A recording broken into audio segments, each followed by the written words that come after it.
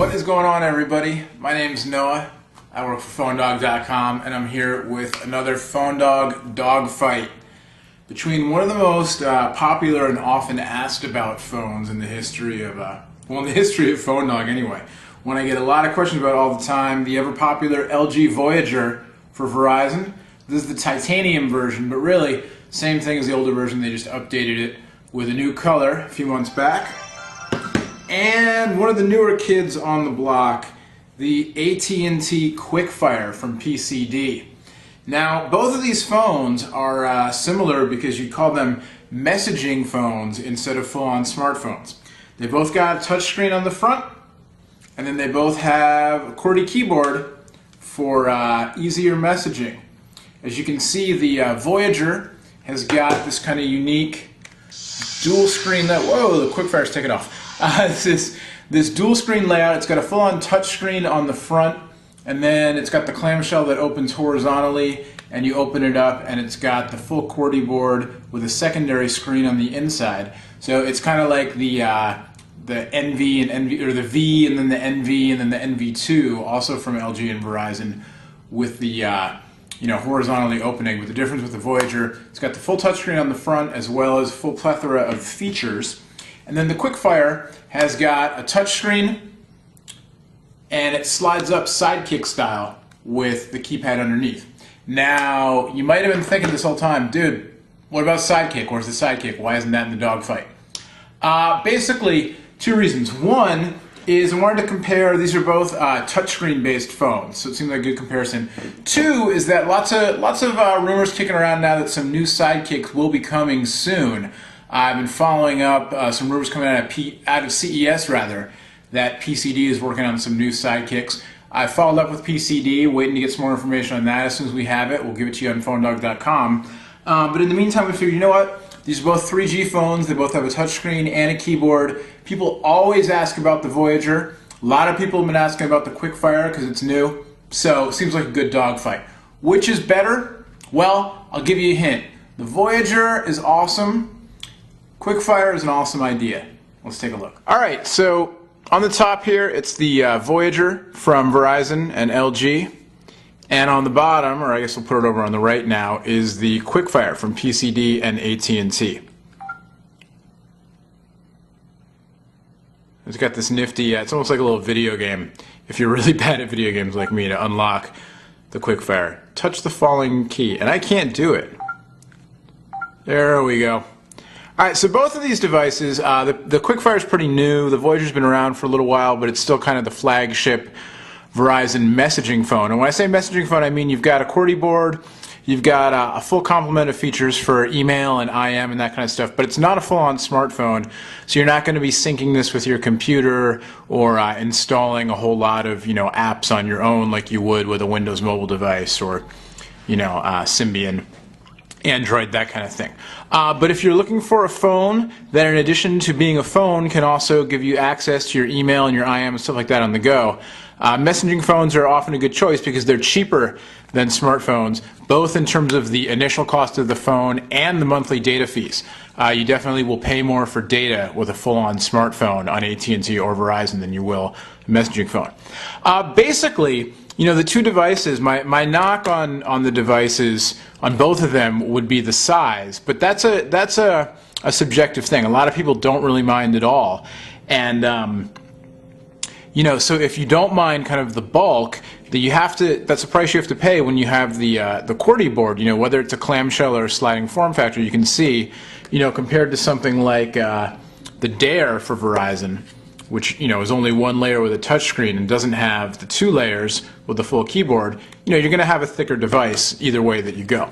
As I said before, the Quickfire kind of mimics the popular T-Mobile Sidekick line, and then it's got this center-mounted screen that slides up with the keyboard underneath, and doesn't have an accelerometer, but it does auto-rotate, so you can use the phone just as a touchscreen phone in horizontal orientation, or when you slide the screen up to reveal the keyboard, it automatically rotates to widescreen mode. Kind of a similar thing with the Voyager. When you're using the touchscreen, there's no accelerometer or anything, and you're only got it in the horizontal orientation, I'm sorry, the vertical orientation, and then when you open it up, you use it in widescreen mode, the difference being, of course, that you've got a screen on the interior. So a minor knock on the Voyager is that you don't get touchscreen functionality when you've got the phone open. It's not that big of a deal, really, because you've got a D-pad that you can get around with. You can get to all your features using the D-pad, and it's not really a problem. But unlike the sliding device, excuse me, unlike on the sliding device, you can't actually use the touchscreen when you've got the phone open. And here you can, and it's just one of those things, like, functional-wise it might not matter, but if you're going to have a touchscreen phone, it's kind of handy to use the touchscreen all the time. As far as the actual functionality goes, the Voyager has an edge, I think, in basically every category you can think of. The actual screen size, roughly the same. The Quickfire, a little bit larger screen in general on the touchscreen. But as far as functionality goes, the Voyager, I think, is just easier to use. The touchscreen is more responsive. With the touchscreen on the Quickfire, and I did a separate video just on the Quickfire, you can check this out. Scrolling can sometimes be a little bit of a pain. You kind of have to get used to the touchscreen, but even then, you sometimes have to tap a few times to select things, and selecting small buttons can be a little bit of a bother. It's just not as responsive a touchscreen as I would have liked to have seen. And the keyboard itself is smaller on the Quickfire. You can see on the Voyager the keys are huge, and this is one of the best parts of the phone. If you're going to pay the price carrying around a bulky phone, you want to have a really big, easy to use keyboard. And on the Voyager you definitely get it. Also, and if you're a Voyager owner, or you're an owner or a fan of the Envy series, or the Alias for that matter, also on Verizon, a Samsung phone, you know that this little kind of mini laptop configuration can be kind of cool. And you can angle the screen so you can have it flat, or you can have it kind of looking up at you. It locks in at kind of this just past 90-degree angle, and this can be kind of nice when you're tapping out messages. You get a little bit of privacy that way if you don't want the people in front. If you're in class and you don't want your teacher to, kids, don't text in class. All right, pay attention. But it's kind of nice to be able to. We'll send a message to 555-1212 there. To be able to look up at your screen while you're typing. And again, nice big keyboard, full numerical layout, full D-pad, your 2 soft keys. Really plenty of room to move around with your thumbs. The keys are nice and responsive. I do kind of wish the spacebar was in the middle, but that's kind of my one real complaint with the keyboard. Otherwise, really great keyboard to use on the Voyager. On the Quickfire, the keyboard is, we'll go back and we'll send a message instead. So you can see sometimes it takes a couple taps to get to. The keyboard on the Quickfire isn't bad, but it's definitely smaller, and it does have the spacebar in the middle, which I like. And it's certainly usable. It's not it's not at all a bad keyboard, but it's a little bit smaller than the Voyager, and the top row, my thumbs kind of bump up against the bottom of the display panel there, which, a minor inconvenience. Not a huge deal, but a little bit of a pain. It's, again, the price you pay, this time, the price you pay with this form factor. It's inevitable, that's going to be there somewhere. They did a nice job on the sides here of angling the surfaces, kind of beveling them out so that your thumbs have a little more room, a little more natural of a feel. But on top, you do kind of bump up against the keys once in a while. Also, there's no D-pad on this phone, so it's only...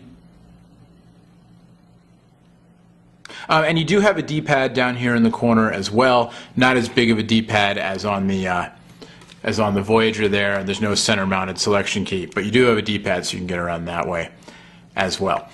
In terms of actual, functionality and features when it comes to messaging, both of them obviously do multimedia and text messaging, and you can save, drafts and all that stuff you're used to. Also, IM services. So these are both 3G phones. As I said, AT&T obviously runs on GSM, and it's got the 3G service. Verizon CDMA with their EVDO 3G service. So in the AT&T, you can go AOL Instant Messenger, Windows Live, or Yahoo. And on the Voyager, you can go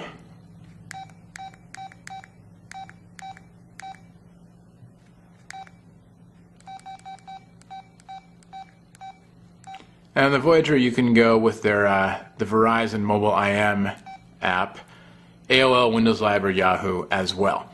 They also both do mobile email. With mobile email, get access to your preferred email service, such as AOL, AIM, Yahoo, Windows Live. That's terrific, thank you. So this is a Java app that connects over the network.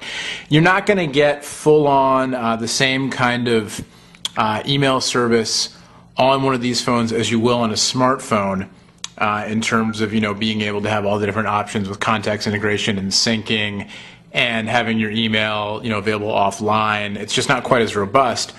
But that being said, you're not paying the full-on price that you would for a full smartphone. So on the AT&T, you have to pay the $5. I mean, on the Voyager, rather, it'll prompt you to pay the $5 extra for their service for the mobile email. So get that loaded up, and in the meantime, we'll show you on AT&T. You have a choice from Yahoo, AOL, AIM, Windows Live, AT&T, Yahoo, Bell South, etc. Other providers. Noticeably absent from this list is Gmail. If you want to do your Gmail, you're going to have to do it over the web if you're on AT&T. AT&T and Google, just I don't know what the deal is, but they don't get along when it comes to putting Gmail access on AT&T phones, except for their smartphones. So on the Verizon phone, you've got Yahoo, Windows Live, AOL, AIM, Verizon.net, Other. And then if you go into Other,